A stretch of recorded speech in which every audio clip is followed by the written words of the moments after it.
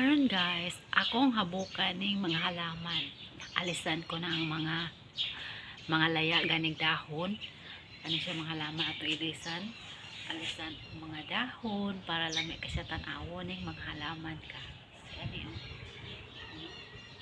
tsaka kari guys, kani siya. Maga na ni siya kaayo kani. Namulaklak na siya. At ako ni siyang habukan. At iba pa.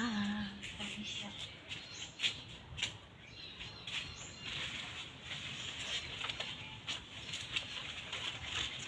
Kahit dyan ni siya guys. At yung tao ni siya. Orin na ang siya. Skatwan. Hindi na siya mahilig sa init pa. Hindi na siya mahilig sa init. At gusto nila kanang malamig sa lugar.